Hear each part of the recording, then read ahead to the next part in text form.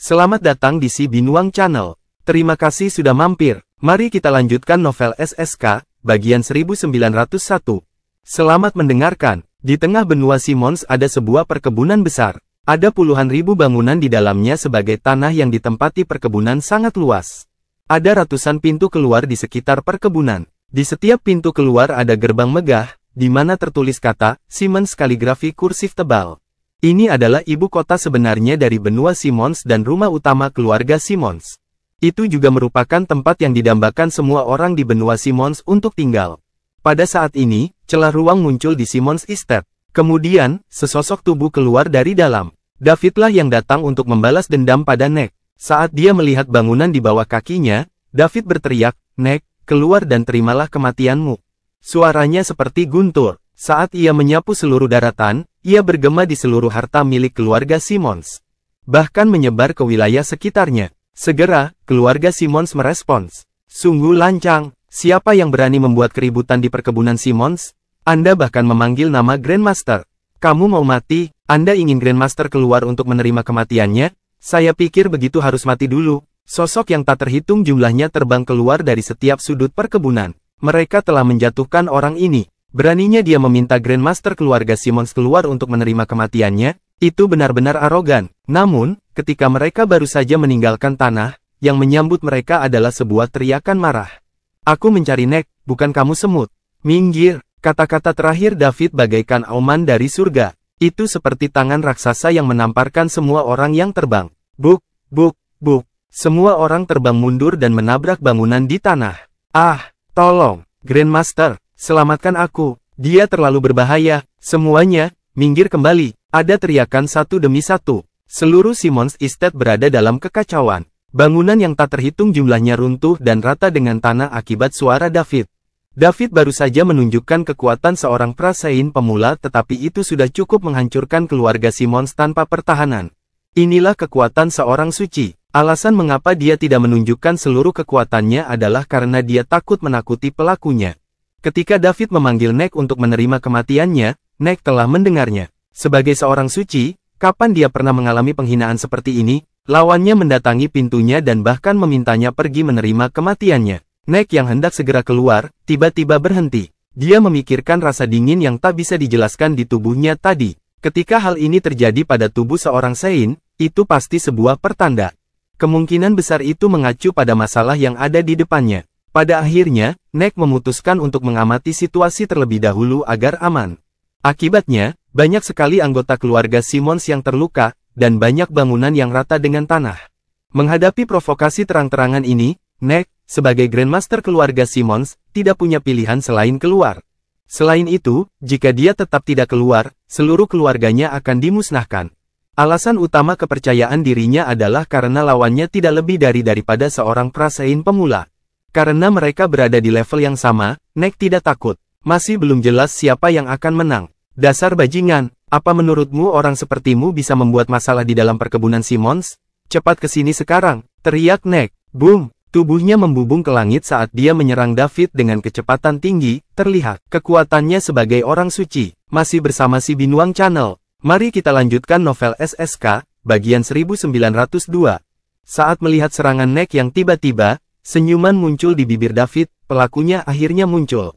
David bukan lagi semut yang tidak punya cara untuk melawan Nick.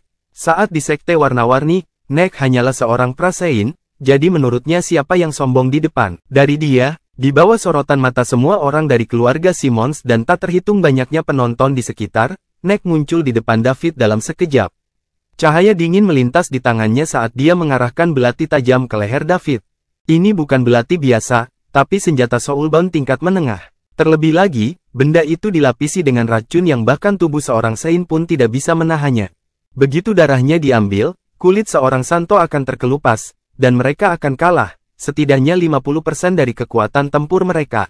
David tampak tercengang sambil menatap kosong pada serangan Nick. Nick menyeringai ketika dia melihat bahwa dia akan berhasil. Selama dia melukai lawannya, meski hanya sedikit, dia akan pasti memenangkan pertempuran hari ini. Ini adalah pertama kalinya dia bertarung melawan orang suci, dan dia akan mencapai kemenangan yang begitu mengesankan. Sepertinya dia akan menjadi terkenal. Barulah Nick memperhatikan wajah David lebih dekat.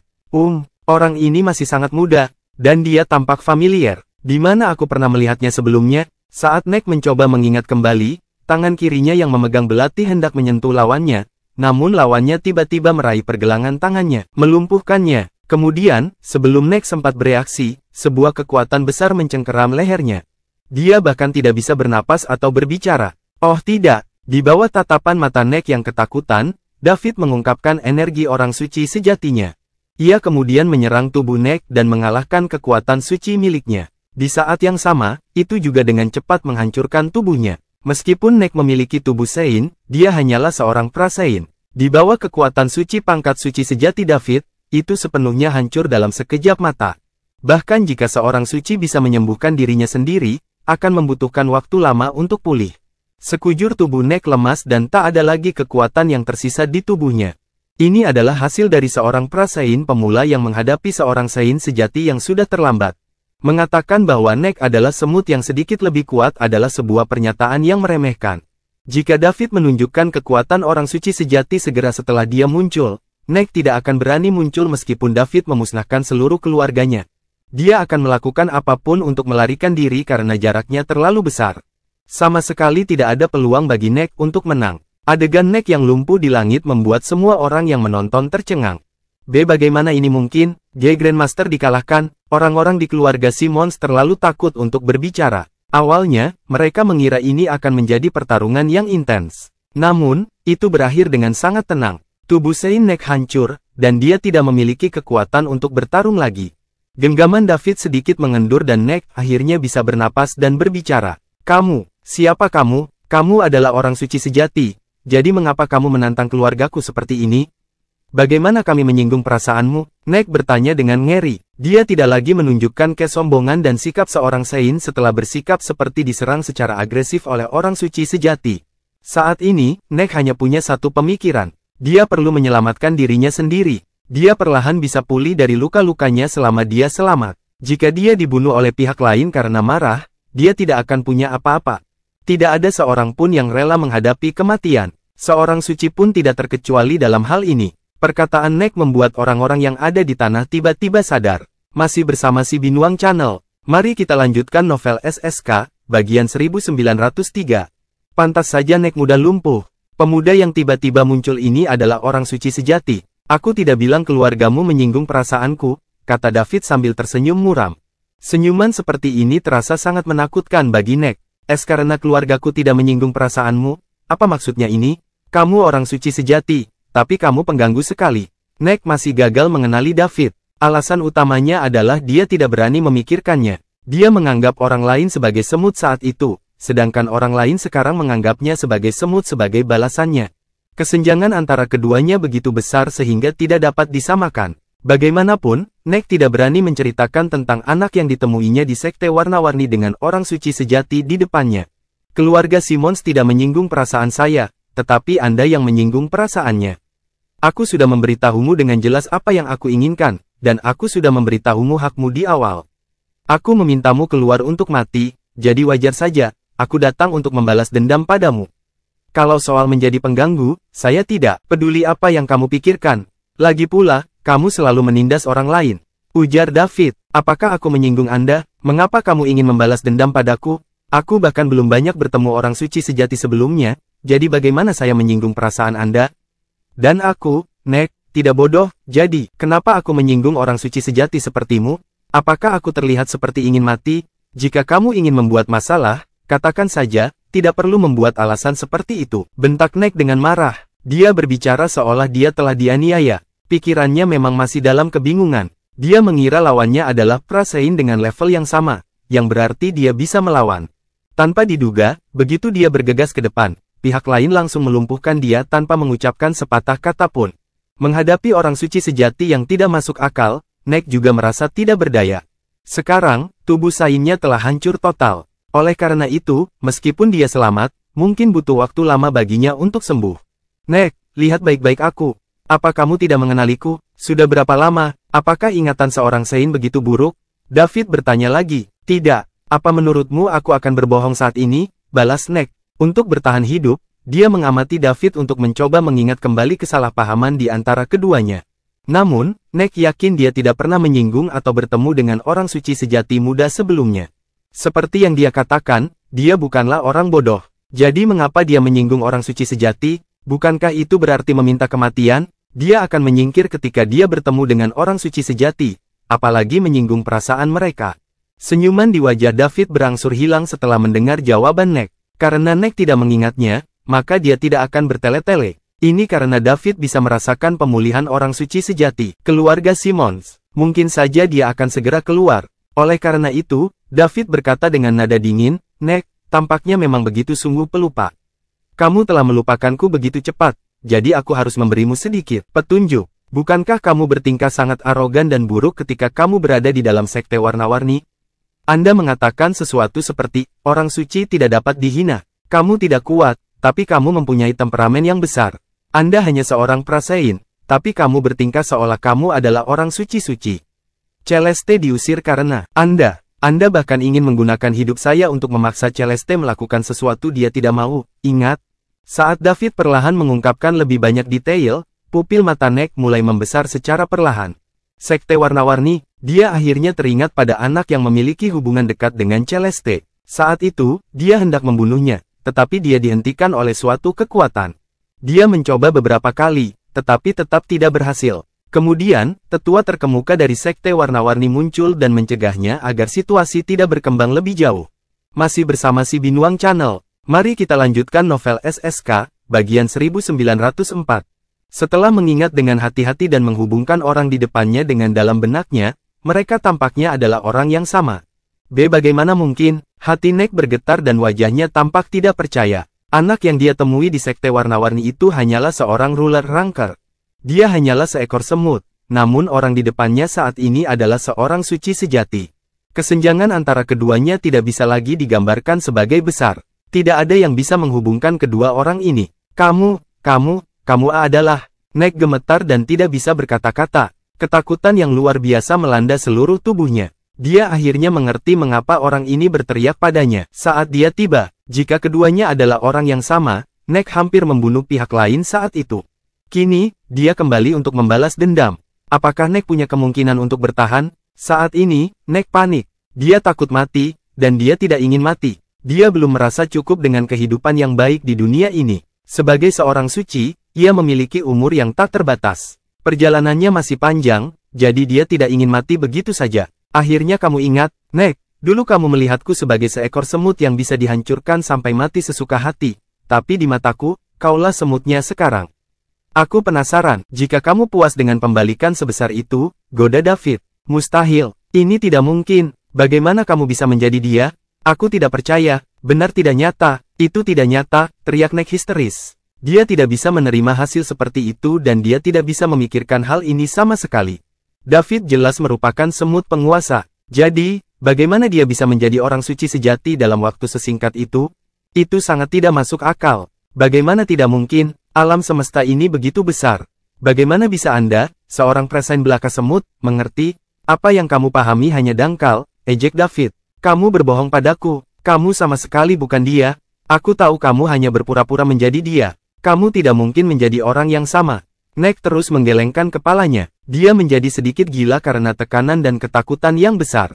Orang suci dan orang biasa adalah sama ketika menghadapi kematian. Ketika David melihat reaksi Nek, dia hanya bisa menghela nafas dalam hati. Orang suci juga tidak terlalu istimewa, kecuali umur yang lebih panjang, apalagi yang mereka miliki. Ini sangat menyedihkan. David masih bisa mengingat kembali ekspresi Nek yang arogan dan penuh semangat. Lalu di sekte warna-warni, sulit untuk menghubungkan Nek saat itu dengan pria putus asa di depannya ini.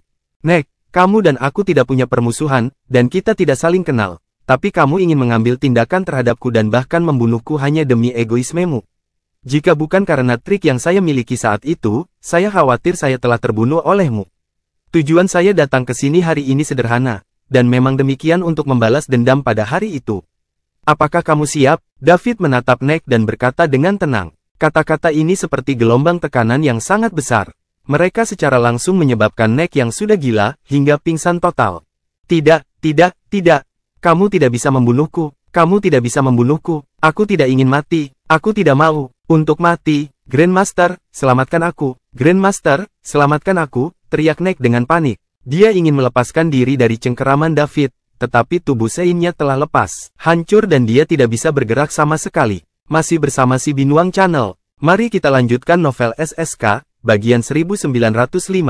Karena itu, dia tidak bisa berbuat apapun selain berteriak. David mengabaikan Neck dan hendak membunuhnya. Karena pria ini ingin dia mati, dia sama sekali tidak punya alasan untuk melepaskan Neck.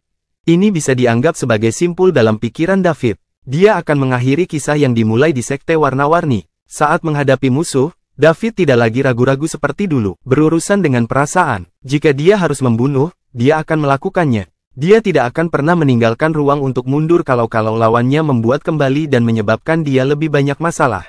David tidak takut, namun, orang-orang di sekitarnya tidak tahan dengan hal ini. Boom! Pada saat ini, semburan energi keluar dari area terlarang. Simmons Estate di kejauhan, langsung ke langit. Kemudian, sebuah suara tua bergema di langit. Siapa yang berani menimbulkan keributan di Simmons Estate? Sebutkan namamu. Segera setelah itu, seorang lelaki tua muncul di udara di hadapan David. Rambut lelaki tua itu beruban, dan wajahnya penuh kerutan. Itu sudah jelas bahwa dia sudah sangat tua. Setelah melihat bahwa Neck tidak mempunyai kekuatan untuk melawan, lelaki tua itu tahu bahwa musuh tidak lemah. Karena itu, dia tidak segera bertindak. Dia belum pulih sepenuhnya dari cederanya, jadi lebih baik tidak bertarung melawan seseorang yang terlalu kuat. Jika tidak, bahkan jika dia menang, cederanya akan bertambah parah dan dia akan pulih waktu lama. Ini akan sangat buruk baginya. Siapa kamu? Mengapa kamu menyakiti seseorang dari keluargaku? Orang tua bertanya dengan suara yang dalam. Grandmaster, selamatkan aku. Aku belum mau mati. Neck berteriak minta tolong. Namun, tidak ada yang memperhatikannya. Orang yang disebutnya sebagai Grandmaster adalah orang suci sejati yang terluka, Grandmaster Sahar Simmons. Orang tua, ini bukan urusanmu. Aku di sini untuk Neck. Kamu harus merawat lukamu. Sebaiknya jangan ikut campur, kata David tanpa ekspresi. David mengharapkan Sahar muncul. Baru saja, David merasakan bahwa orang suci sejati sedang bangun. Oleh karena itu, dia sudah bersiap untuk ini. Ini Simmons Estate, bukan tempat bagimu untuk menjadi liar. Sekarang, kamu mau aku untuk tidak ikut campur? Konyol sekali. Jika Anda tidak memberi saya alasan yang meyakinkan, hari ini, kamu tidak akan pernah bisa keluar dari sini hidup-hidup, ancam Sahar. Alasan apa yang kamu inginkan? Jika Neck ingin membunuhku, tentu saja aku akan membunuh sebagai tanggapan. Jika Anda mencoba membunuh seseorang, Anda juga akan dibunuh. Ini sederhana. Jadi alasan apa lagi yang kamu perlukan? Jika kamu tidak menerimanya, datang saja padaku. Saya tidak keberatan mengeluarkan keluargamu dari Star Kingdom. Setelah David selesai berbicara, energi mendiang orang suci sejatinya meledak tanpa henti. Boom! Angin kencang bertiup melintasi langit dan daratan. Orang-orang di tanah bahkan merasakan tubuh mereka ditekan oleh sebuah kekuatan yang tak tertahankan. Bahkan pernapasan mereka pun menjadi sulit. Sahar terkejut. Anak yang terlihat masih muda di hadapannya ternyata adalah seorang Sein sejati. Karena dia bisa melumpuhkan Neck, Sahar tahu kalau orang itu tidak lemah. Namun, dia tidak menyangka David sekuat ini. Orang suci sejati yang sudah mendiang. Jumlah mereka tidak banyak di seluruh Star Kingdom. Kapan orang suci sejati muda itu muncul? Apakah karena aku telah mengasingkan diri dan memulihkan diri begitu lama sehingga waktu telah berubah? Sahar merasa dia akan kehilangan pandangan terhadap dunia setelah dia datang secara paksa keluar kali ini. Sobat, bolehkah kita bicara? Neck adalah pilar keluargaku, tolong bermurah hati. Jika dia menyinggung Anda dengan cara apapun, saya minta maaf atas namanya. Bagaimana tentang kita duduk dan membicarakan hal ini? Sahar melunak. Keluarga Simmons akhirnya menghasilkan orang suci lainnya. Jadi, dia tidak bisa mati begitu saja. Jika tidak, status keluarga Simmons akan turun drastis. Minta maaf, Pak Tua, kamu naif sekali. Jika aku ingin meminta maaf, bagaimana caranya semuanya sampai pada titik ini? Neck harus mati, sedangkan untukmu, aku akan melawan apapun yang terjadi. David tidak tergerak, melihat pihak lain begitu keras kepala, Sahar pun sedikit cemas. Masih bersama si Binuang Channel, mari kita lanjutkan novel SSK, bagian 1906. Temanku, bukankah kamu menjadi sedikit pengganggu dengan bertingkah seperti ini? Aku jadi pengganggu. Bukankah ini yang sering dilakukan Neck? Hanya karena dia Sein, dia pikir dia bisa mengabaikan orang lain di sekitarnya, ejek David. Dasar brengsek, apa yang kamu lakukan? Minta maaf padanya sekarang. Sahar berteriak, maafkan aku, tuanku, aku salah, tolong lepaskan aku. Aku tidak akan pernah berani melakukan ini lagi. Neck segera meminta maaf. Sudah ku bilang percuma saja, Neck harus mati hari ini. Temanku, apakah kamu mencoba untuk memulai pertempuran para suci? Sahar menjadi sedikit tidak sabar. Dia benar-benar tidak bisa bertarung sekarang. Kalau tidak, dia tidak akan takut pada David. Namun, ia tak menyangka ketundukannya akan membuat lawannya kesal bahkan lebih agresif. Terserah, sembur David. Kemudian, dia meledakkan kekuatan Sein yang dia suntikkan ke tubuh Nek. Tubuh seorang Sein juga memiliki kekuatan dan kelemahan. Tubuh seorang Prasein hanya mampu menahan kekuatan seorang Prasein. Kini setelah David meledakkan kekuatan orang suci sejati, tubuh Nek mulai menghilang dengan kecepatan yang terlihat dengan mata telanjang. Pada saat yang sama, kekuatan pikiran Nek dikalahkan sepenuhnya oleh kekuatan pikiran David, kekuatan pikiran yang kuat. Kekuatan pikiran mereka sama sekali tidak berada pada level yang sama. Ah, Nek menjerit ketakutan. Grandmaster, selamatkan aku. Setelah dia menyelesaikan kalimatnya sebentar-sebentar, tubuhnya menghilang. Seorang Prasein telah jatuh di tangan David. Boom! Ada ledakan guntur dan kilat di langit. Segera setelah itu, angin bertiup kencang, dan hujan mulai turun dengan deras. Rasa duka menjalar ke setiap sudut. Seorang suci adalah tokoh dikdaya yang diakui oleh langit dan bumi. Mereka bisa hidup selama surga dan bersinar bersama matahari dan matahari bulan. Ketika seorang suci jatuh, bahkan langit dan bumi akan berduka dan menangisi mereka. Badai ini tidak hanya terjadi di benua Simons. Itu juga muncul di semua planet dan benua di seluruh kerajaan bintang pada waktu yang sama.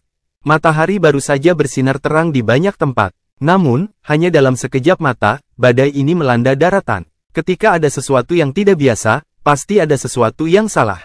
Orang awam mungkin tidak begitu mengerti apa yang terjadi, tapi mereka yakin pembangkit tenaga listrik tahu.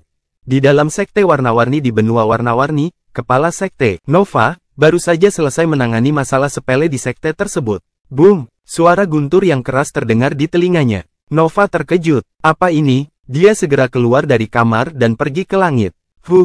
Emosi sedih memenuhi setiap sudut dunia. Badai akan datang. Namun, ketika semua air hujan hendak menimpanya, hal itu tertahan olehnya kekuatan tak terlihat dan langsung terhapus. Nova mengulurkan tangannya untuk menangkap setetes air hujan. Saat dia merasakan kesedihan langit dan bumi, seluruh tubuhnya bergetar. Dia menatap lurus ke arah air hujan di telapak tangannya. Seorang suci telah jatuh. Bagaimana itu bisa terjadi? Sudah berapa puluh ribu tahun sejak seorang suci meninggal di Kerajaan Bintang? Kenapa seseorang bisa mati mendadak? Siapa itu? Masih bersama si Binuang Channel. Mari kita lanjutkan novel SSK, bagian 1907. Tiba-tiba, dia memikirkan sesuatu, dan pupil matanya langsung membesar. Mungkinkah, Nek, Kerajaan Bintang, pusat dari pusat benua suci. Disinilah tempat asosiasi orang suci berada. Seorang lelaki tua botak pendek dan bungkuk berdiri di udara, membiarkan badai lewat membasuhnya sambil merasakan suasana sedih yang merasuki dunia. Meskipun dia tidak terlihat terlalu menarik, dan bahkan sedikit aneh, dia punya status yang sangat tinggi. Dia adalah salah satu pembuat aturan Star Kingdom dan orang nomor satu di Star Kingdom, Sid Griswold, ketua asosiasi orang suci. Akan sulit bagi siapapun untuk menghubungkan lelaki tua berpenampilan aneh itu dengan orang nomor satu di Star Kingdom dan ketua asosiasi orang suci. Meskipun demikian, itu adalah kebenarannya. Saat ini, mata Sid berkilat dingin. Bahkan guntur dan kilat antara langit dan bumi bukanlah apa-apa dibandingkan dengan itu. Hujan langsung melewatinya dan jatuh ke tempat lain. Kekuatan seorang suci-suci terlalu mengerikan. Sid secara alami tahu apa yang seseorang bertindak terlalu jauh dengan melanggar aturan yang ditetapkan oleh asosiasi orang suci. Bukan, hanya saja mereka memprovokasi pertempuran para suci secara pribadi, tetapi mereka juga berani membunuh seorang suci. Pendekatan seperti itu merupakan provokasi terhadap asosiasi orang suci. Sebagai ketua asosiasi orang suci, Sid tidak akan mengizinkan gesekan internal seperti itu akan terjadi. Setiap orang suci adalah permata kerajaan bintang. Kematian yang tidak disengaja akan menjadi kerugian besar bagi Star Kingdom. Alasan mengapa asosiasi orang suci melarang pertempuran para orang suci adalah karena selain mencegah kerugian besar dan kematian banyak orang biasa, orang suci juga merupakan kekuatan penstabil terpenting kerajaan bintang. Seringnya terjadinya pertempuran akan menyebabkan Star Kingdom kehilangan kekuatan stabilisasi. Ini bukanlah hal yang baik bagi sebuah peradaban. Begitu peradaban lain menyerbu mereka, konsekuensinya akan sangat besar dan serius. Sepertinya orang-orang ini harus diberi peringatan. Belakangan ini, ada beberapa di antara mereka yang mulai gelisah. Terutama kekuatan tertentu yang dipimpin oleh Zenon Palmor. Sid berteriak memanggil seseorang. Segera seorang pria parubaya muncul di hadapannya. Dia membungkuk sedikit dan berseru, "Tuan Sid, apakah ada sesuatu yang besar terjadi baru-baru ini?" Sid diminta, "Tuanku, dua orang suci sejati yang masih sangat muda tiba-tiba muncul di West End, satu bernama David dan yang lainnya bernama David Tu. Keduanya sangat kuat, mereka berhasil mengalahkan Tai dari keluarga Palmore dan Cosmo dari keluarga Lightfoot setelah bertengkar dalam kehampaan," jawab pria parubaya itu. "Oh, dua orang suci muda tiba-tiba muncul? Mereka bahkan bisa mengalahkan Tai dan Cosmo? David dan David II, apa hubungan mereka? Apakah asosiasi orang suci punya informasi tentang mereka? Menurut rumor, mereka terlihat sangat mirip, jadi mereka seharusnya adalah saudara kembar, dan para asosiasi tidak memiliki informasi tentang mereka. Saya curiga mereka pasti salah satunya sosok-sosok yang hidup dalam pengasingan untuk memulihkan diri. Setelah mereka pulih, mereka secara bertahap mulai keluar. Kalau begitu, jangan khawatir tentang mereka saat ini. Pertama, cari tahu apa yang sedang terjadi saat ini. Siapa yang mati dan siapa yang membunuh mereka, apa penyebabnya, dan apakah sudah menimbulkan korban jiwa. Orang biasa, Anda harus mencari tahu segalanya untuk saya. Saya ingin melihat siapa berani melanggar aturan asosiasi orang suci dan memprovokasi pertempuran sains." Sid menggeram, kumisnya melengkung karena marah. "Ya, tuanku," pria parubaya itu menjawab. "Pergilah, aku ingin tahu jawabannya secepat mungkin. Jika aku tidak melakukan apapun, aku khawatir orang-orang ini akan menjadi semakin lancang di masa depan."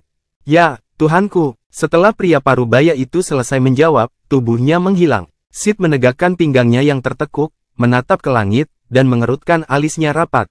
Matanya seolah mampu melihat jarak yang tak berujung, melihat sesuatu yang orang lain tidak dapat melihatnya. Kematian Nek memulai badai yang berlangsung 1 menit di seluruh kerajaan bintang.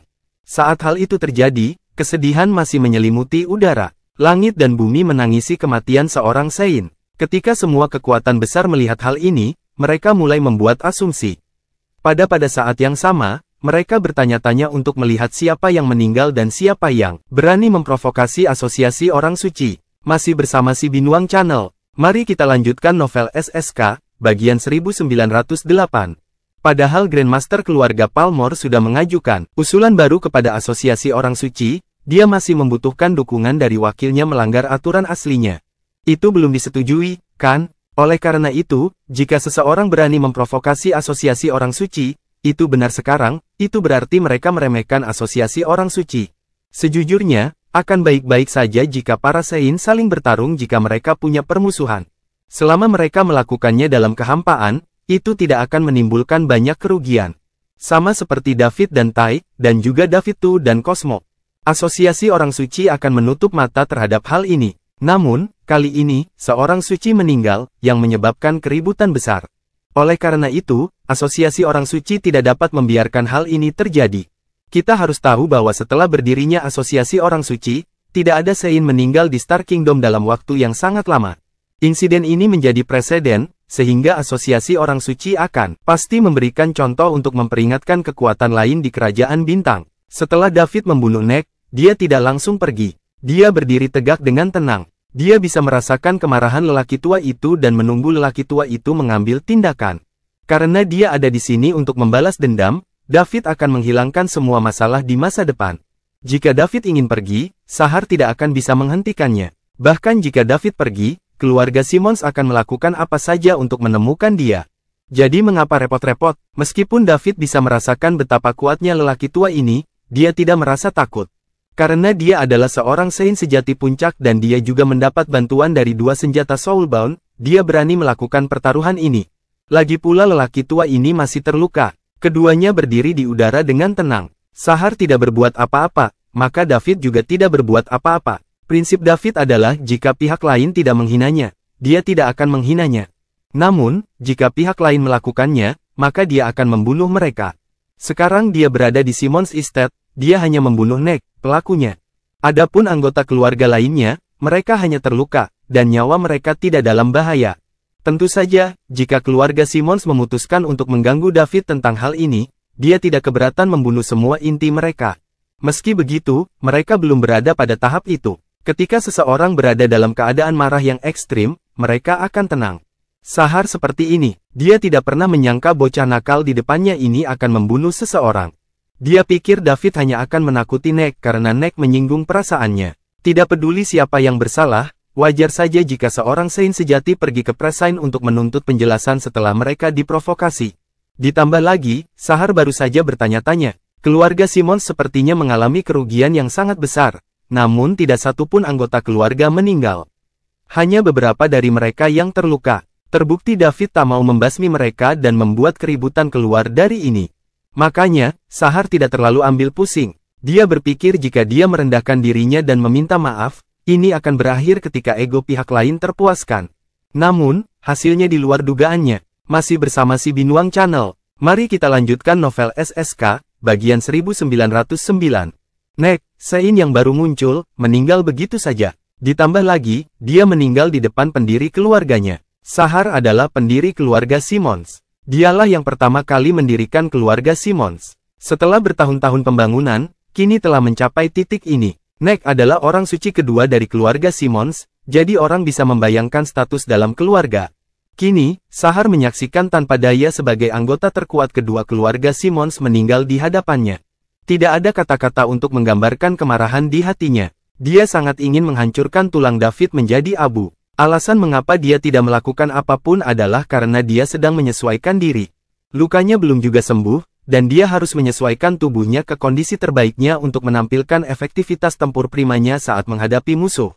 Siapa namamu? Sahar bertanya. David Liddell, jawab David acuh tak acuh. David Liddell, Sahar berpikir sejenak. Dia yakin dia belum pernah mendengar nama itu sebelumnya. Jadi, David harus menjadi orang suci sejati yang baru muncul selama pengasingannya dan masa pemulihan.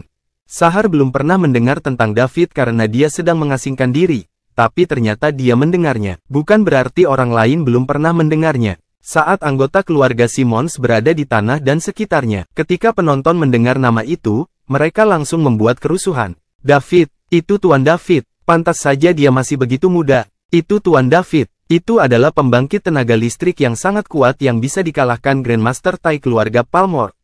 Dia begitu luar biasa sekarang seperti saya, melihatnya dengan mataku sendiri. Omong kosong, tentu saja, orang suci sejati itu luar biasa. Hari ini, aku akhirnya mendapatkannya kehormatan bertemu Tuan David. Sungguh sebuah berkah. Riuhnya diskusi massa di lapangan tidak mempengaruhi kedua orang tersebut yang saling berhadapan di langit. Sepertinya kamu terkenal, kata Sahar. Saya rasa begitu. David mengangkat bahu. Apakah kamu baru saja merasakan kesedihan dan badai dahsyat? Bahkan surga dan bumi sedang berduka atas kematian seorang suci.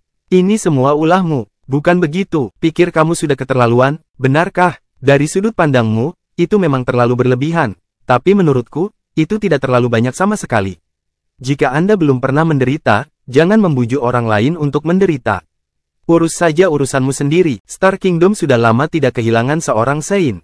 Tahukah kamu bahwa kamu pernah kehilangan seorang Saint? Melanggar aturan yang ditetapkan oleh Asosiasi Orang Suci? Orang-orang dari Orang Suci, asosiasi akan segera menemukanmu. Jadi bagaimana jika mereka melakukannya? Maksudmu aku hanya bisa dibunuh tapi aku tidak bisa membunuh orang lain? Aturan apa ini? Ejek David. David, bukankah menurutmu perkataanmu itu konyol? Bagaimana bisa Neck, seorang pemula prasain, bunuh kamu? Bahkan jika dia melancarkan serangan diam-diam, itu tidak mungkin, sahut Sahar sinis. Jangan langsung mengambil kesimpulan kalau belum mengalaminya langsung. Biar saya saja ulangi diriku sendiri. Jangan membujuk orang lain untuk bersikap baik jika Anda belum melaluinya apa yang telah mereka lalui. Apakah aku langsung mengambil kesimpulan? Kalau begitu beri aku pencerahan. Cukup, saya tidak punya banyak waktu untuk disia-siakan. Jika Anda sudah selesai, kita akan memulai pertarungan. Jika tidak, aku akan menunggumu. Tidak perlu membicarakan hal-hal yang tidak berguna itu. David langsung membeberkan Sahar karena ingin menunda waktu. Sahar menatap David dalam-dalam setelah mendengar ini. Dia tidak melanjutkan berbicara. Pihak lain telah mengetahuinya, jadi tidak perlu bersembunyi. Kemudian, dia memejamkan mata dan mulai menyesuaikan kondisinya dengan hati-hati. David tidak bergerak. Dia hanya berdiri di sana dengan tangan terlipat di depan dari dadanya, menunggu. Karena dia bilang dia akan menunggu, dia tidak akan melakukan sesuatu yang licik. Ditambah lagi, dia ingin bertarung sepuasnya. Dia sudah memanggil klonnya. David tuh sekarang memegang palu Dewa Petir sambil bersembunyi di ruang dimensi tinggi. Dia bisa datang keluar untuk bertarung bersama David kapan saja. Dua orang suci sejati dan dua senjata terikat jiwa. Sekarang, David sangat percaya diri. Dia tidak akan takut pada siapapun kecuali seorang suci-suci. Dia bahkan merasa bisa melawan sebagian orang suci-suci. Jika dia tidak bisa, dia masih bisa melarikan diri sambil menggunakan klonnya untuk mengulur waktu. Masih bersama si Binuang Channel. Mari kita lanjutkan novel SSK, bagian 1910. Setelah beberapa menit berlalu, Sahar tiba-tiba membuka matanya. Kedua matanya berkedip bersamaan, menatap lurus ke arah David. Apakah kamu siap? Ayo, pertahankan martabat keluarga Simmonsmu dan balas dendam Nek. Setelah David selesai berbicara, sarung di belakangnya terbuka dan berwarna merah panjang, pedang terbang secara otomatis sebelum mendarat di tangannya. Dengan pedang pembelah kejahatan di tangan, seluruh sikap David berubah. Seluruh tubuh dikelilingi oleh aura yang tajam, dan kulit terasa kesemutan dari jauh. Sahar baik-baik saja karena tubuh seorang Saint kuat, jadi dia tidak merasakan banyak hal. Sebaliknya, masyarakat di lapanganlah yang paling merasakannya. Di mata mereka, David sepertinya telah menjelma menjadi pedang paling tajam di dunia. Rasa sakit di mata mereka tak tertahankan ketika mereka memandang David. David, aku tidak ingin bertengkar denganmu, tetapi keluarga Simmons telah kehilangan seorang suci. Oleh karena itu, saya tidak bisa menutup mata dan membiarkan Anda pergi tanpa meninggalkan apapun. Di belakang, bagaimana keluarga Simmons bisa menjunjung nama baik jika kita tidak melakukan ini? Kamu yang meminta. Setelah Sahar selesai berbicara, dia melambai. Pedang Algojo sepanjang 2 meter terbang keluar dari tanah. Dengan pedang di tangan, energi bahar melejit. David menyeringai. Haha, bertarung saja kalau mau, jangan banyak omong kosong. Ayo pergi, bertarung dalam kehampaan. David langsung berubah menjadi cahaya merah dan melesat langsung ke langit. Sahar mengikuti dari belakang. Keduanya meninggalkan perhatian publik satu demi satu. Tuan David dan Grandmaster Sahar pergi bertarung dalam kehampaan. Saya sangat menginginkan untuk melihatnya. Ini adalah pertarungan orang suci sejati, jadi mungkin saya akan terinspirasi setelah menontonnya. Lalu, saya bisa berkembang secara drastis. Anda juga harus beruntung jika ingin mendapatkan peningkatan seperti itu, tidak mau bertengkar di sini karena takut berdampak pada kita. Mereka berada dalam kehampaan, mereka tidak memiliki banyak keraguan. Gelombang kejut apapun dari pertempuran ini cukup untuk mengubahmu menjadi abu. Aku tahu, makanya aku masih merasa hidupku adalah yang terpenting. Kalau aku kalah hidupku, aku akan kehilangan segalanya. Senang sekali kamu mengetahui hal ini. Dalam kehampaan di luar benua Simmons. Ding! Suara yang memekakkan telinga terdengar. Pedang pemecah kejahatan David bertabrakan dengan pedang Algojo Sahar. Kemudian, mereka berpisah dengan cepat. Itu hanya serangan sementara. Sahar mengerutkan kening saat dia melihat celah kecil di pedang Algojonya. Kemudian, dia menatap pedang panjang berwarna merah di tangan David. Pedangnya masih utuh dan tidak ada kerusakan. Itu bisa memotong pedang Algojoku dengan satu pukulan, tanpa luka. Senjata ajaib macam apa ini? Pedangmu bagus. Tentu saja. David mengayunkan pedangnya dan mengarahkannya langsung ke Sahar. Aku tidak akan membiarkanmu mengandalkan keunggulan senjatamu lagi. Setelah Sahar selesai berbicara, raksasa emas besar muncul dari langit. Itu adalah tubuh emas abadi. Dia memutuskan untuk tidak melawan David dalam jarak dekat, tetapi menyerang dari jarak jauh. David tentu saja tidak menunjukkan kelemahan. Aku juga punya satu. Dua raksasa emas besar berdiri dengan bangga di kehampaan. Tubuh emas abadi Sahar sedikit lebih besar dari tubuh David. Dengan kata lain, levelnya lebih tinggi dari David. Namun, dia belum sembuh, jadi dia tidak bisa mengerahkan kekuatan penuhnya. Masih bersama si Binuang Channel. Mari kita lanjutkan novel SSK, bagian 1911. Tentu saja, alam yang tinggi tidak berarti dia kuat, juga tidak berarti demikian dia bisa memenangkan pertempuran terakhir. Ada juga faktor lain, misalnya saja senjata. Baik Sahar maupun David berperan sebagai tubuh emas abadi. Ini adalah cara terbaik untuk melancarkan serangan jarak jauh. Saat berada di galaksi Bima Sakti, David menggunakan tubuh emas abadi untuk pertama kalinya ketika dia menerobos alam abadi. Dengan satu gelombang pedangnya, dia membentangkan jarak antara Bima Sakti dan binatang galaksi, memenggal salah satu kepala ular berkepala 9. Sahar tidak ingin melawan David dalam jarak dekat karena dia takut akan menderita kerugian ketika menyangkut senjatanya. Oleh karena itu, dia hanya bisa bertarung seperti ini. Alasan utamanya adalah lukanya belum sembuh, dan dia akan menderita kerugian. Tentu saja, dia tidak mau berusaha sekuat tenaga menghadapi David. Seorang suci mencintai kehidupan mereka. Tidak ada seorang pun yang akan menolak umur panjang. Fakta bahwa Nek merendahkan harga dirinya dan menangis minta ampun saat dia sekarat hanya menunjukkan kalau dia sangat takut mati. Padahal Nek merupakan sosok penting di keluarga Simmons, Sahar tidak akan mempertaruhkan nyawanya untuk membalaskan dendamnya. Dia hanya bertengkar dengan David karena dia dipaksa untuk membuat pernyataan. Dia tidak pernah bermaksud membunuh David. Terlepas dari kenyataan apakah dia bisa, dia juga akan sangat menderita meskipun demikian dia mencoba yang terbaik untuk membunuh David. Apalagi lukanya belum juga sembuh. Konsekuensinya akan sangat serius. Bahkan mungkin tidak akan sembuh setelah ratusan ribu tahun hidup di dalam pengasingan. Jarang sekali seorang Saint ingin menimbulkan kerusakan pada musuh ketika mereka menginginkannya, juga menderita tingkat kerusakan yang lebih kecil namun sebanding. Kecuali jika lawan mereka membunuh ayahnya, mencuri istrinya, atau membunuh seluruh keluarga. Hanya dengan begitu, seorang suci akan melakukan sesuatu yang sangat gila. Meski begitu, Sahar masih perlu membuat David membayar harga tertentu agar bisa mendapat penjelasan untuk keluarga Simmons dan seluruh kerajaan bintang. Kalau tidak, dia akan gagal sebagai Grandmaster. Keluarga Simmons. Bagaimana dia akan menghadapi orang lain sebagai kepala keluarga Simmons dan bagaimana keluarga Simmons bisa mendapatkan pijakan di Star Kingdom. Masa depan, David, potong lenganmu hari ini agar aku mendapat penjelasan keluarga Simmons dan kami akan berhenti mengejarmu karena membunuh Ned.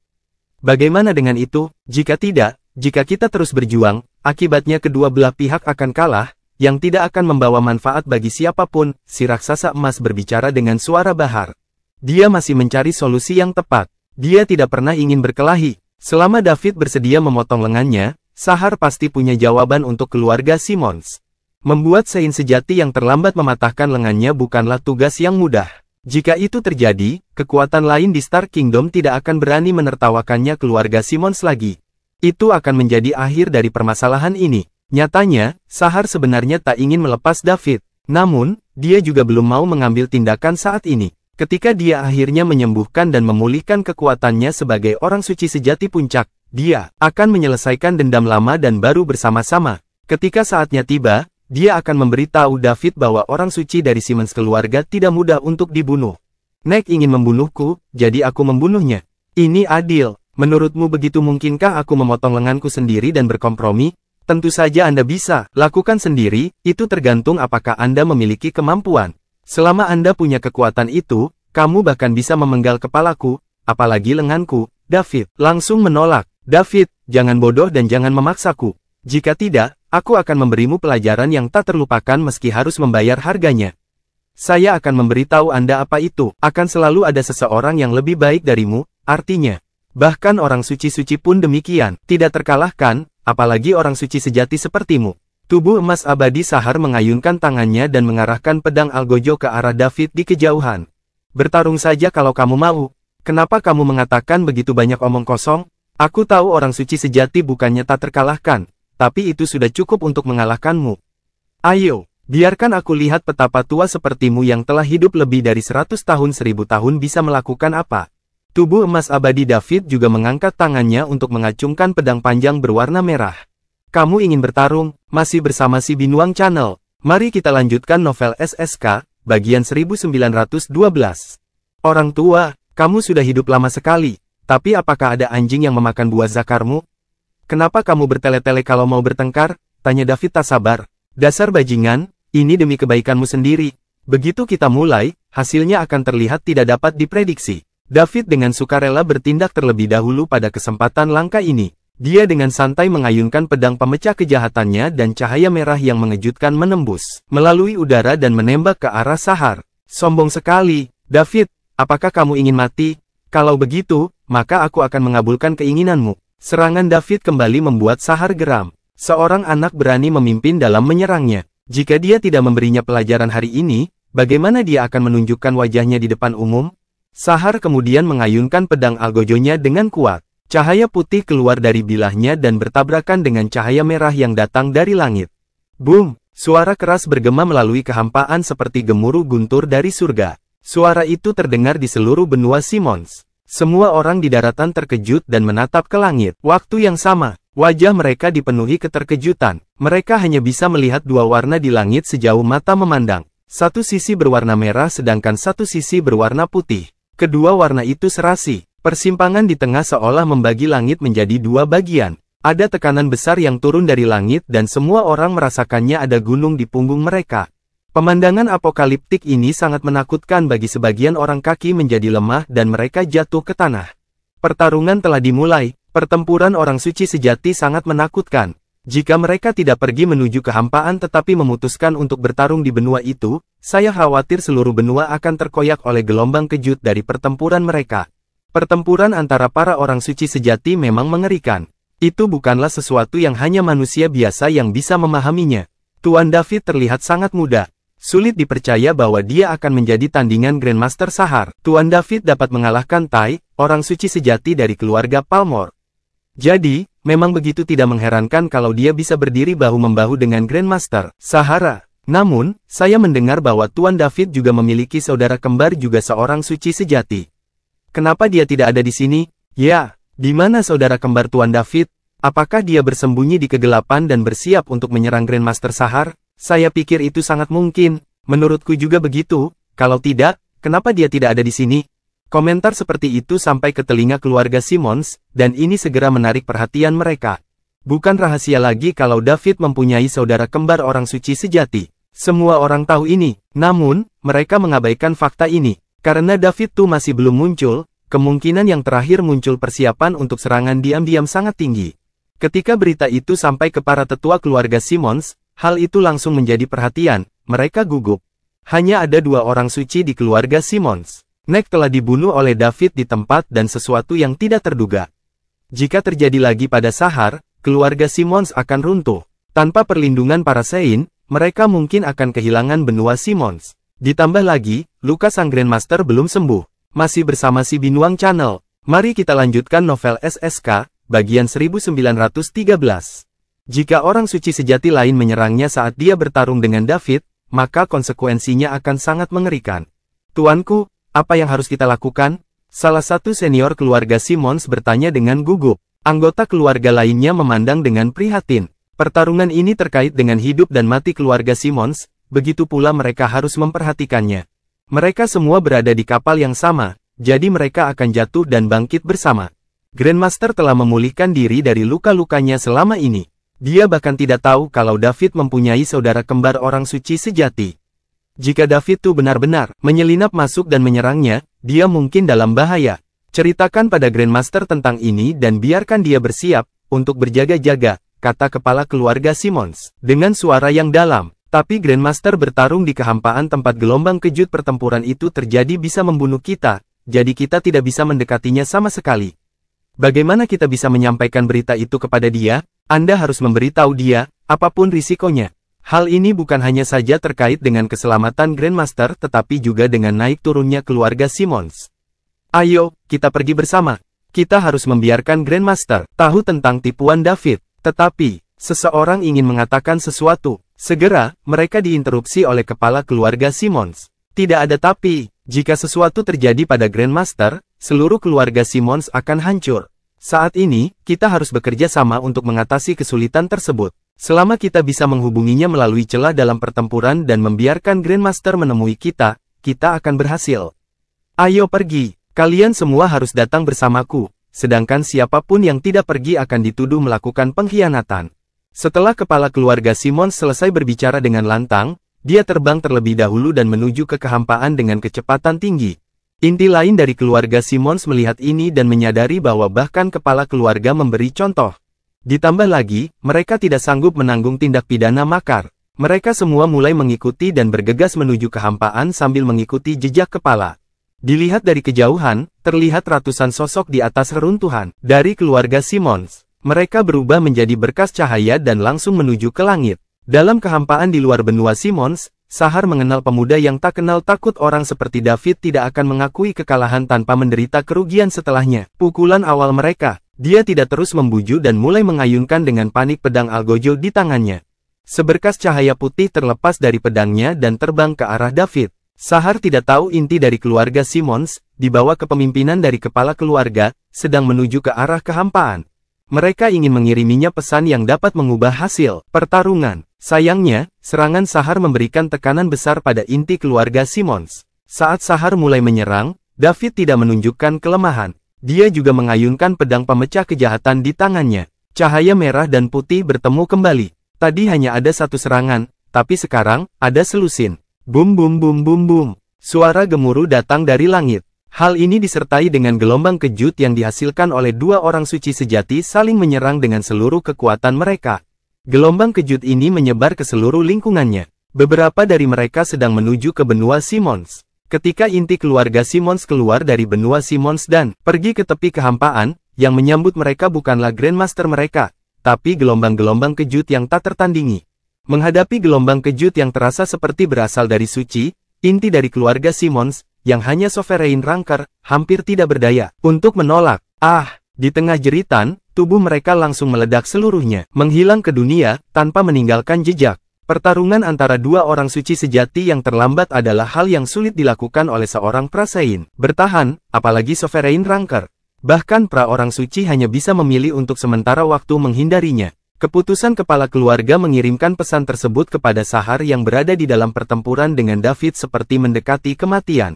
Ratusan inti keluarga Simmons tewas akibat gelombang kejut. Pertempuran antara David dan Sahar. Betapa menyedihkan. Ketika orang lain di benua Simmons menyaksikan hal seperti itu, pemandangan yang menakutkan, rahang mereka ternganga karena terkejut. Apa yang dilakukan anggota keluarga Simmons? Apakah mereka menginginkan kematian? Beraninya mereka ikut campur dalam pertarungan antar orang suci sejati? Mereka pikir mereka siapa? Apakah mereka juga orang suci sejati? Atau apakah mereka abadi? Semua orang mengira keluarga Simmons membawa para senior. Keluarga Simmons membantu Grandmaster Sahar. Masih bersama si Binuang Channel. Mari kita lanjutkan novel SSK, bagian 1914. Namun, keputusan ini tidak dapat dipahami. Bagaimana orang biasa bisa berpartisipasi dalam pertarungan antar orang suci sejati? Bahkan pra orang suci pun mungkin tidak akan berani mendekat, apalagi penguasa pemeringkatan. Meski begitu, kepala keluarga Simmons berani naik bersama sekelompok orang Ranker berdaulat. Bagaimana orang bodoh seperti itu bisa menjadi kepala keluarga Simmons? Kini, seluruh inti keluarga Simmons telah segera dimusnahkan. Tidak diketahui apakah Grandmaster Sahar akan muntah darah ketika melihat adegan setelah dia kembali. Semua orang di daratan melihat ini. Tentu saja orang-orang dari keluarga Simmons juga melihatnya. Mereka belum pulih dari keterkejutannya. Kepalanya sudah mati, inti keluarga juga sudah mati. Keluarga Simmons hancur. Kita celaka. Beberapa anggota keluarga Simmons yang tersisa mulai mundur dengan tenang. Mereka bersiap untuk meninggalkan benua Simmons dan bersembunyi identitas asli mereka sejak saat itu. Beberapa orang percaya pada Grandmaster Sahar dan berpikir Grandmaster Sahar akan menang, jadi mereka tetap bertahan.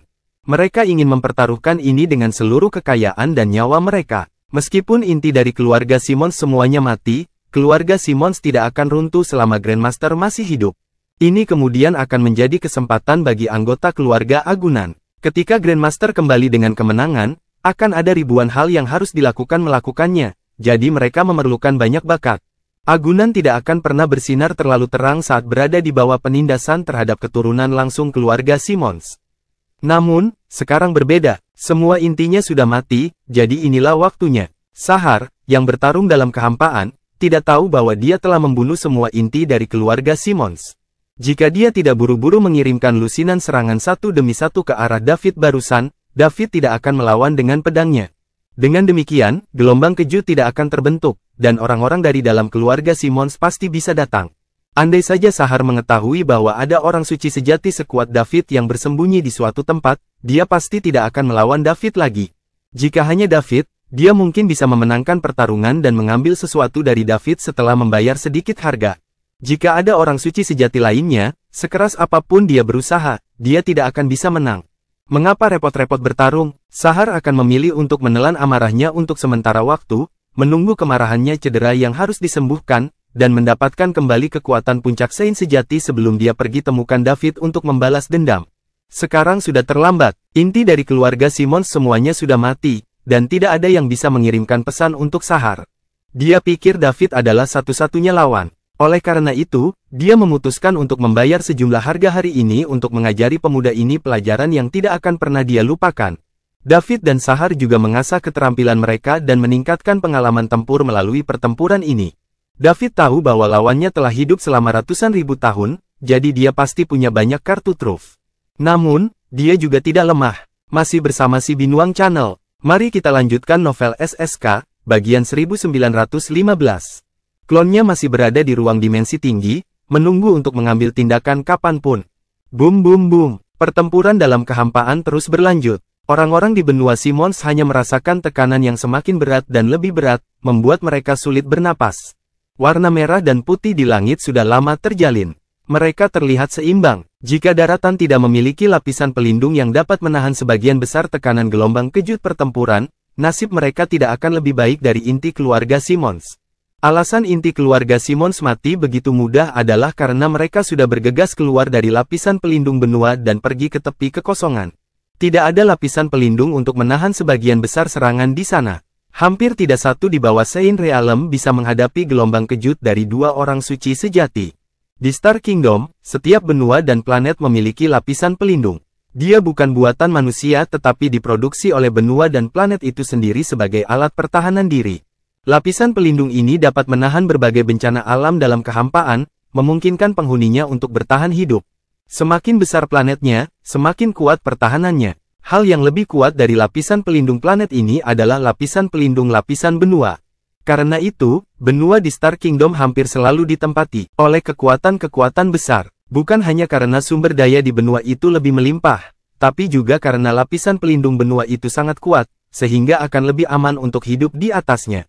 Jika tidak ada lapisan pelindung di atas benua atau planet, itu artinya bahwa itu telah mencapai ambang kehancuran. Bencana alam apapun yang biasa terjadi di kehampaan dapat menghancurkan segala benua atau planet yang tidak terlindungi. Keduanya bertukar ratusan pukulan, tetapi tidak ada satupun yang menimbulkan serangan kerusakan pada yang lain. Sahar menjadi semakin ketakutan. Dari mana asal anak ini? Meskipun dia mengasingkan diri untuk memulihkan luka-lukanya, dia akan sesekali keluar untuk mempelajari tentang struktur Star Kingdom. Dia belum pernah mendengar tentang David. Kekuatan tempur mendiang biksu sejati bisa dianggap sebagai yang tertinggi dalam keseluruhan pertempuran Kerajaan Bintang. Jadi mengapa David tidak pernah muncul sebelumnya? Ditambah lagi, pedang panjang berwarna merah itu bisa menyebabkan kerusakan pada pedang Algojo-nya. Oleh karena itu harus menjadi yang terbaik di antara senjata Soulbound kelas 1. Sahar pun merasa kerepotan menghadapi lawan seperti itu. Dia tahu bahwa jika dia tidak menemukan beberapa trik, dia akan menderita. Semakin lama waktu berlalu, semakin buruk keadaannya baginya. Bagaimanapun, lawannya masih muda, dan kekuatan tempurnya berada pada puncaknya. Selanjutnya Sahar masih mengalami luka-luka. Setelah mengambil keputusan, Sahar diam-diam mulai mengumpulkan kekuatan, bersiap untuk menggunakan salah satu kartu asnya dan menang dengan satu pukulan. Menggunakan kartu truf akan memberikan beban tertentu pada tubuhnya. Dia bisa menahannya ketika dia tidak terluka, tapi sekarang dia masih terluka, itu hanya akan memperburuk kondisinya. Inilah sebabnya Sahar enggan menggunakannya sejak lama. Sekarang, dia tidak punya pilihan selain menggunakannya. Kekuatan tempur David jauh melebihi imajinasinya. Serangan biasa tidak dapat menyakitinya sama sekali. David, kamu yang meminta ini. Hari ini aku akan memberitahumu apa maksudnya ketika mereka mengatakan selalu ada orang yang lebih baik darimu. Di masa depan, Anda harus tetap rendah profil. Setelah Sahar selesai berbicara, dia diam-diam selesai mengumpulkan energi. Dia memegang pedang Algojo-nya dan mengayunkannya dengan sekuat tenaga. Cahaya putih mengejutkan yang jauh melampaui masa lalu muncul, menerangi seluruh kekosongan.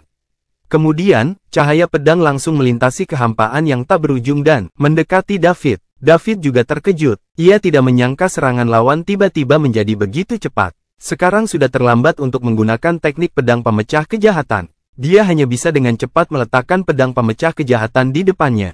Jika yang abadi tubuh emas rusak, David juga akan terluka. Cahaya pedang putih bertabrakan dengan pedang pemecah kejahatan. Kekuatan yang luar biasa membuat lengan David mati rasa, dan pada saat yang sama, memaksanya mundur dengan cepat. Setelah beberapa saat, David berhenti mundur. Dia berhasil menahan pukulan mengejutkan Sahar. David mengguncang lengannya yang mati rasa dan bengkak. Monster tua yang telah hidup selama ratusan ribu tahun ini memang kuat. Jika dia tidak sedang memegang pedang pemecah kejahatan di tangannya saat dia menerima pukulannya, tubuh emas abadi miliknya mungkin tidak akan mampu menahannya. Masih bersama si Binuang Channel. Mari kita lanjutkan novel SSK, bagian 1916. Jika tubuh emas abadi miliknya rusak, dia juga akan terluka. Sebelum David sadar kembali, 3 cahaya pedang yang mengejutkan mulai menyerbu ke arahnya dari 3 arah berbeda. Apa yang sedang terjadi? David sedikit bingung dan otaknya tidak dapat mencatat apa yang sedang terjadi untuk sementara waktu. Dapat dimengerti jika musuh memanfaatkan kebingungannya. Serang David. Untungnya, David juga sudah siap. Tetap saja, serangan apa yang datang dari kiri dan kanan belakang? Bagaimana dia bisa menyerangku dari 3 arah? Apakah aku berhalusinasi? Mustahil. David dapat dengan jelas merasakan energi yang terkandung dalam 2 serangan tersebut, berarti bahwa itu sama sekali bukan ilusi. Itu adalah serangan nyata. Apakah orang ini juga tahu cara memanggil klon? Ditambah lagi, mereka lebih kuat dariku. Apakah dia memiliki 2 klon yang bersembunyi di kegelapan? Apakah serangan itu dilakukan oleh klon? Mustahil. David tidak dapat mempercayainya. Teknik cloningnya dihargai oleh sistem dan sistemnya adalah produk dari peradaban tingkat dewa. Star Kingdom hanyalah peradaban level 7. Ditambah lagi, keluarga Simmons hanyalah keluarga kelas 2 di Star Kingdom. Jadi, bagaimana orang bisa tahu tentang teknik ini? Faktanya, yang tidak diketahui David adalah serangan Sahar barusan bukan serangan sungguhan, juga tidak dimaksudkan untuk menyakitinya. Itu hanya digunakan untuk menutupi trik terakhir ini. Sahar juga tidak memanggil klon. Sebaliknya, itu adalah aksinya yang terkenal, tebasan 3 elemen. 2 semburan kekuatan pikiran yang secara khusus disempurnakan oleh Sahar bersembunyi di dalamnya. Cahaya pedang yang mengejutkan tadi. Saat cahaya pedang bertabrakan dengan pedang pemecah kejahatan milik David, keduanya kekuatan pikiran yang tersembunyi dalam cahaya pedang melesat ke arah belakang kiri dan kanan David. Setelah mencapai jarak tertentu, kekuatan pikiran akan berubah menjadi bayangan dan mengeluarkan 2 serangan sebelum menghilang sepenuhnya. Inti dari tebasan tri elemen terletak pada penyempurnaan kekuatan pikiran itu akan membuat serangannya lebih kuat. Ini tidak ada hubungannya dengan kekuatan pikiran. Sekalipun David memiliki kekuatan pikiran yang kuat, dia tetap tidak bisa meniru apa yang Sahar telah lakukan. Pengendaliannya atas kekuatan pikiran masih pada tahap awal. Dia hanya bisa membela diri atau mengendalikan musuh. Melatih trik ini memberikan beban berat pada Sahar. Setelah serangan kekuatan pikiran terdistribusi, itu akan hilang sepenuhnya. Apalagi akan hilang secara permanen. Tidak semua orang seperti David. Dengan bantuan sistem, dia punya pikiran kekuatan yang berbeda dari orang biasa. Setelah menggunakan trik ini, Sahar perlu mengambil banyak harta surga dan bumi yang dapat meningkatkan kekuatan pikiran untuk pulih. Jika David memperoleh tri elemen slash, seseorang dengan kekuatan pikiran yang kuat seperti dia akan menggandakan kekuatan mereka. Tepat ketika ketiga penyerang itu mendekati David, suara Sahar terdengar. David, tebasan tri elemen terdiri dari 3 serangan nyata, dan kekuatannya serta kecepatannya beberapa kali lebih kuat dari serangan normal. Tubuh emas abadi Anda tidak tahan sama sekali. Inilah nasib ketidaktahuanmu. David tahu sudah terlambat untuk melakukan apapun ketika dia merasakan serangan itu mendekati dia. Klonnya tidak akan keluar tepat waktu untuk menyelamatkannya. Seperti yang Sahar katakan, itu adalah 3 serangan nyata serta kecepatan dan kekuatan masing-masing dari mereka sangat kuat. Bahkan jika dia menggunakan pedang pemecah kejahatan sebagai perisai seperti sebelumnya, dia hanya bisa menghentikan salah satu dari mereka. 2 lainnya kemudian akan melukai tubuh emas abadi. Pada akhirnya, tubuhnya akan hancur berkeping-keping dan David juga akan hancur berkeping-keping. Seperti yang diharapkan dari seorang lelaki tua yang telah hidup selama ratusan ribu tahun, dia memiliki pengalaman bertempur yang kaya, dan dia melakukan pekerjaannya dengan baik selama pertempuran ini. Serangan datang satu demi satu dengan begitu lancar. David mengira serangan pertama adalah tipuan lawan, namun tak disangka, itu hanya untuk menutup-nutupi. Masih bersama si Binuang Channel, mari kita lanjutkan novel SSK, bagian 1917. Setelah dia menahan serangan pertama, serangan yang lebih kuat datang sebelum dia bisa pulih. David tidak punya rencana apapun saat menghadapi 3 serangan dahsyat.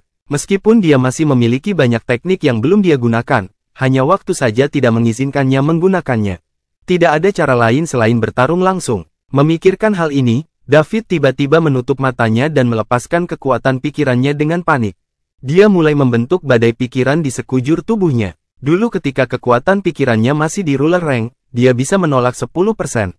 Serangan Neck the Presane ketika dikompresi secara ekstrim. Sekarang kekuatan pikirannya telah mencapai True Sein level 1, David belum sepenuhnya menggunakannya. Dia tidak tahu seberapa kuatnya hal itu. Bahkan jika sebagian dialokasikan untuk mengendalikan klon, jumlah sisanya akan dialokasikan masih cukup menakutkan. Kekuatan pikiran bisa dikatakan sebagai salah satu kartu terpenting David. Sepanjang perjalanannya, kekuatan pikirannya telah memainkan peran yang sangat penting, melindungi dia beberapa kali sebelumnya. Saat ini dia sekali lagi percaya bahwa dia tidak akan dikecewakan. Boom boom boom. Ketiga serangan itu terjadi hampir bersamaan. Kekuatan yang kuat membuat kekosongan bergetar. Sahar memandang karyanya dengan puas. David tidak akan mampu menahan serangan sekuat itu, apalagi 3. Itu adalah hal yang menakutkan tentang Tri Element Slash. Itu akan menutup pergerakan musuh dari 3 arah, dan membawa mereka lewat kejutan. Itu juga sangat cepat, oleh karena itu, lawan tidak punya waktu untuk bereaksi sama sekali. Sangat disayangkan bahwa langkah seperti itu akan membuat pengguna kehilangan sebagian dari pikirannya daya setiap kali digunakan. Selain itu, tidak bisa digunakan terus-menerus. Jika tidak, akan menyebabkan kerusakan besar pada tubuh. Sahar menatap posisi David, menunggu asap mulai terlihat. Betapa parahnya luka yang dialami David. Kekosongan di belakangnya tiba-tiba terbelah. Sesosok dengan cepat muncul dari celah, dan pada saat yang sama dia datang keluar, dia melemparkan tubuh emas abadinya dan mengayunkan palu Dewa Petir yang ditutupi oleh sambaran petir yang tak terhitung jumlahnya di tangannya. Kepala Sahar. Jika palu mendarat di Sahar, kerusakannya tidak akan kurang dari pukulan mengejutkan yang baru saja dia berikan.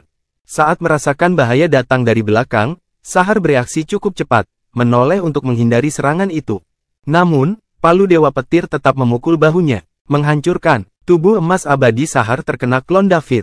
Bahu kirinya dan lengan kiri keduanya hancur pada saat bersamaan. Tubuh Sahar juga jatuh ke dasar kehampaan di bawah kekuatan yang sangat besar. Petir dari palu Dewa Petir melumpuhkan seluruh tubuh Sahar. Dia terluka parah setelah pukulan ini. Ketika Sahar menghentikan dirinya dari anjlok dan kembali ke keadaan semula, dia terkejut. Siapakah orang yang menyelinap ke arahnya kalau bukan David? Bagaimana ini bisa terjadi? Bukankah David terluka oleh tebasan tri elemenku? Bagaimana dia muncul di belakangku? Bagaimana David punya waktu untuk membuka ruang dan masuk ruang dimensi tinggi lebih cepat dari tri elemen Slash? Bagaimana Anda melakukan itu? Tanya Sahar sambil menatap tajam ke arah David. Apakah menurutmu ini sulit dilakukan? David mengangkat bahu dan menjawab dengan jijik. Tidak, kamu bukan David. Kamu siapa? Nek memperhatikan ada yang tidak beres. Meskipun orang ini terlihat sama dengan David, dia memiliki perbedaan senjata. David menggunakan pedang panjang berwarna merah sementara pria ini menggunakan palu sambaran petir. Dia tahu David tidak bisa lepas dari tebasan tri elemen miliknya. Saya David, klon David berkata sambil tersenyum. Masih bersama si Binuang Channel. Mari kita lanjutkan novel SSK. Bagian 1918. Sahar kemudian mengalihkan pandangannya ke tempat David diserang. Asap menghilang perlahan. David yang asli juga muncul di depan matanya. Hasilnya kembali mengejutkannya. Awalnya, dia mengira tubuh emas abadi David akan hancur. Di bawah tri elemen Slash miliknya, maka David juga akan terluka parah. Tanpa diduga, tubuh emas abadi David masih berdiri di tempatnya. Meski terlihat sedikit babak belur, namun tidak mengalami kerusakan berarti. Bahkan lukanya tidak separah Sahar setelah terkena palu. Bagaimana bisa David memblokir tri elemen Slash? Siapakah orang yang persis seperti David ini? Sahar memiliki terlalu banyak keraguan. David, kamu sangat licik. Sungguh tidak tahu malu kamu mengatur seseorang untuk bersembunyi dan menyerangku dalam kegelapan. Anda benar-benar telah mempermalukan semua suci. Sahar mengejek dengan keras, menahan mati rasa di tubuhnya. Kamu akan dipanggil raja jika berhasil dan disebut bandit jika dikalahkan sebenarnya. Jadi siapa yang peduli kalau itu memalukan? David balas membentak tanpa mengedipkan kelopak mata. Dia tidak peduli dengan hal-hal ini. Belum lagi klonnya awalnya adalah salah satu tekniknya. Sekalipun ia bisa mendapatkan bantuan dari seorang Trusein, itu berarti ia mampu melakukannya. Siapa yang menetapkan bahwa semua pertarungan harus dilakukan satu lawan satu? Bukankah sama memalukannya jika orang kuat menindas orang lemah? David percaya bahwa jika keluarga Simmons memiliki orang suci sejati lainnya, mereka akan pasti menyerangnya bersama-sama. Ini adalah kebenarannya. Oke, bagus sekali. Saya, Sahar Simmons, mengaku kalah. Anda bisa pergi sekarang. Benua Simmons tidak menyambutmu, kata Sahar sedih. Sahar tidak ingin melawan dua orang suci sejati yang kuat. Jika tidak, lukanya hanya akan bertambah parah. Apa? Berhenti berkelahi? Aku belum cukup bersenang-senang. David berkata sambil mengangkat tangan kanannya, mengarahkan pedang pembelah kejahatan ke Sahar. David, jangan melangkah terlalu jauh. Kamu telah membunuh seorang suci dari keluargaku dan kamu telah membalas dendam pada dirimu sendiri. Apalagi yang kamu inginkan? Aku tidak menginginkan yang lain. Anda tidak bisa begitu saja memulai perkelahian lalu menghentikannya hanya karena ingin. Menurutmu apakah aku suka dipermalukan? David, jangan berpikir kamu bisa melakukan apapun yang kamu mau. Inginkan hanya karena kamu mempunyai pembantu. Aku hanya tidak ingin bertengkar denganmu dan membuat kedua belah pihak menderita. Kalau begitu, ayo kita lanjutkan. Apakah menurut Anda ada gunanya berbicara? Begitu banyak omong kosong? Baiklah, aku akan melepaskanmu kali ini. Lalu aku akan kembali lagi memberimu pelajaran saat aku punya kesempatan. David tiba-tiba mengubah cara bicaranya. Setelah berbicara, dia langsung merobek ruang tanpa memberi Sahar kesempatan untuk bereaksi. Lalu, dia masuk dengan klonnya dan menghilang. Sahar dibiarkan dengan ekspresi bingung. Dia tidak mengerti mengapa David dengan tegas mengatakan bahwa dia akan melawan tetapi kemudian tiba-tiba pergi.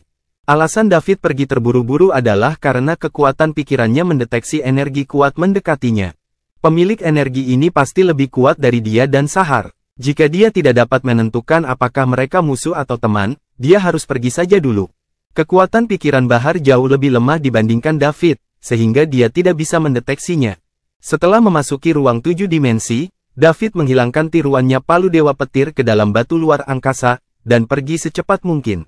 Dia masih akan membalas dendam. Dia masih tidak bisa bersantai. Peringkat orang suci sejati memang luar biasa, namun itu masih belum cukup. Jika dia tidak bisa menyelamatkan Celeste, dia tidak bisa membantu keluarga Veloes melawannya keluarga Palmor. Dia harus menjadi orang suci jika dia ingin mencapai kedua hal ini. Itu akan menjadi kekuatan tempur terkuat di Star Kingdom. Selanjutnya, David akan membuat kesepakatan terakhir dengan keluarga Veloes. Selama dia berhasil, mencapai peringkat suci-suci adalah hal yang adil di sudut.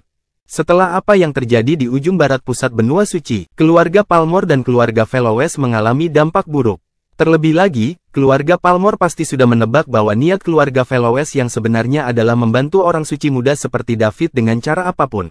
Menilai dari situasi keluarga Veloes saat ini, hanya ada saja salah satu cara untuk menyelamatkan diri. Masih bersama si Binuang Channel. Mari kita lanjutkan novel SSK, bagian 1919.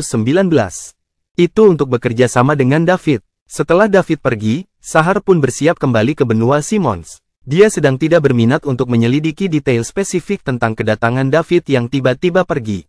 Dia diserang lagi setelah melemparkan Three Element Slash, yang mana memperburuk lukanya yang belum sembuh.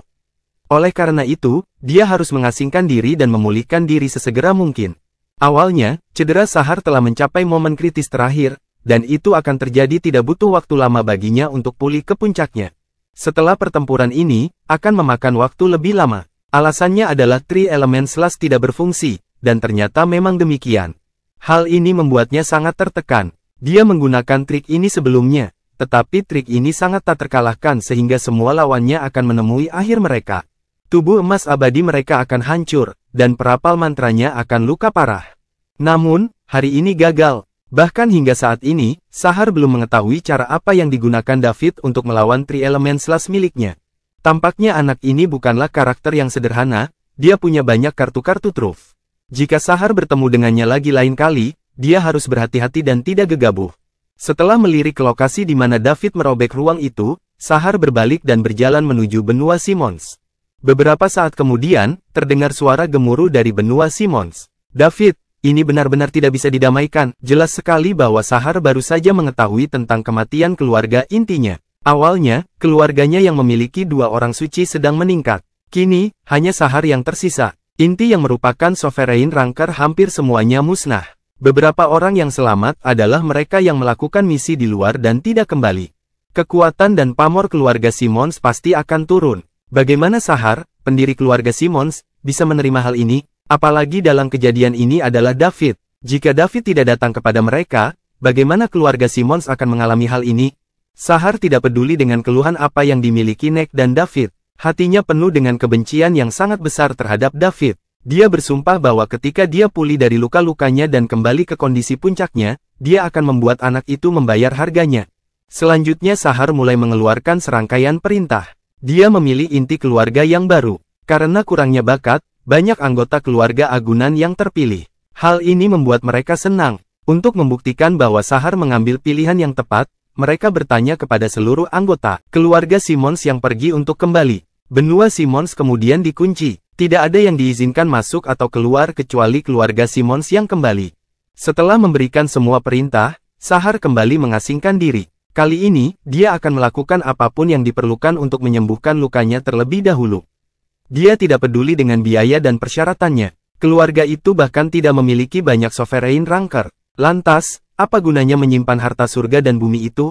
Bisakah mereka mengembangkan orang suci lain dalam waktu singkat? Sahar awalnya memang menyimpan banyak harta untuk perkembangan keluarga jadi mereka bisa mengembangkan lebih banyak bakat. Selain itu, dia merasakan hal itu sejak Star Kingdom mendirikan asosiasi orang suci dengan Sith, orang nomor 1, sebagai pemimpinnya yang saleh, Star Kingdom pasti akan melarang kerusuhan sipil berskala besar, dan hal ini akan jatuh ke dalam periode perdamaian untuk waktu yang lama. Oleh karena itu, Dia tidak menggunakan harta surga dan bumi itu dan memang begitu semua diperuntukkan bagi generasi muda keluarga yang berbakat. Kenyataannya mirip dengan apa yang diharapkan Sahar. Star Kingdom memasuki masa damai di bawah pengawasan Sith. Tidak ada perang besar. Masih bersama si Binuang Channel. Mari kita lanjutkan novel SSK, bagian 1920. Namun, Sahar tidak menyangka bahwa selama masa damai ini, keluarga Simmons akan menjadi orang pertama yang diserang dan Neck menjadi orang suci pertama yang gugur di Star Kingdom selama bertahun-tahun. Inti dari keluarga telah dimusnahkan. Jadi, satu-satunya yang bisa menghidupi keluarga Simmons saat ini adalah pendiri. Hal terpenting saat ini adalah pulih, membalas dendam, dan memimpin keluarga Simmons kembali ke kejayaan. Sumber daya dan latar belakang tidak penting. Tak lama setelah David dan Sahar pergi, celah ruang muncul di kehampaan mereka bertarung. Kemudian, sesosok tubuh tinggi keluar dari sana. Setelah merasakan jejak pertempuran, dia tidak pergi ke benua Simmons untuk menanyakan situasinya. Dia malah berbalik dan pergi tanpa mengatakan sepatah kata pun. Sahar, seorang tokoh dikdaya yang mencapai puncak peringkat suci sejati pada masa kejayaannya, tidak pernah menemukan keberadaannya selama ini. Hanya David, yang memiliki kekuatan pikiran yang kuat, yang merasakan orang kuat mendekat dari jarak jauh. Apa yang terjadi di benua Simmons menyebar dengan cepat. Bahkan blokade penuh yang dilakukan Sahar tidak membantu. Di era informasi ini, banyak sekali orang di benua Simmons menyaksikan pertempuran itu. Meskipun mereka tidak mengetahui hasil dari pertempuran dalam kehampaan, mereka menyaksikan Neck, Prasein, dibunuh, dan inti keluarga Simmons terhapuskan. Saat David dan Sahar bertempur di udara, orang-orang dari pasukan lain sudah mengirimkan informasi yang relevan tentang konflik ini. Kematian Prasein yang kuat dengan cepat terfermentasi, menyebabkan keributan di dalam seluruh kerajaan bintang. Itu adalah orang suci, bukan siapa-siapa. Di mata orang-orang biasa, orang suci bagaikan dewa. Mereka memiliki umur panjang yang tak ada habisnya. Mereka tidak harus melalui bencana abadi seperti terjadi sekali dalam satu zaman. Mereka bahkan bisa hidup sepanjang langit dan bumi, dan bersinar bersama matahari dan bulan. Mereka menjadi sasaran kecemburuan dan pemujaan semua orang. Namun, seorang suci meninggal begitu saja. Baru pada saat itulah semua orang menyadari bahwa orang suci juga bersifat fana. Sangat mudah bagi seorang biksu sejati untuk membunuh seorang Prasein. Apa yang terjadi di benua Simmons secara langsung membayangi peristiwa tersebut di ujung barat pusat benua suci tempat 4 orang suci sejati berjuang. Yang lebih mengejutkan lagi adalah penyebab kedua insiden tersebut orang yang sama. Meninggalnya Neck kembali membuat nama David menjadi sorotan. Tidak ada yang menyangka bahwa David, yang baru saja mengalahkan Taisein sejati yang lama keluarga Palmor di ujung barat pusat benua suci, tiba-tiba muncul di benua Simmons untuk membunuh Neck, Prasein yang baru. David menjadi terkenal di Star Kingdom. Dia sangat populer saat itu. Saat keluarga Felowes mendapat kabar tersebut, mereka semua tertawa getir. David sama sekali tidak mengikuti aturan. Namun, hal ini sejalan dengan kepribadian seorang biksu sejati muda dan sang kaisar murid dari orang suci-suci. Dia membunuh seorang Prasein hanya karena dia menginginkannya, apapun aturannya. Bahkan jika asosiasi orang suci mengetahui hal ini, mereka tidak akan melakukan apapun demi Tuan David, orang suci-suci yang bersembunyi di kegelapan. Aturannya ditetapkan oleh orang-orang yang berkuasa, dan tidak diragukan lagi adalah penguasa David orang seperti itu. Tidak menutup kemungkinan dalam waktu dekat, David juga akan masuk ke jajaran tersebut. Bahkan ketua asosiasi orang suci harus menunjukkan rasa hormat kepada suatu sekte dengan 2 orang suci-suci.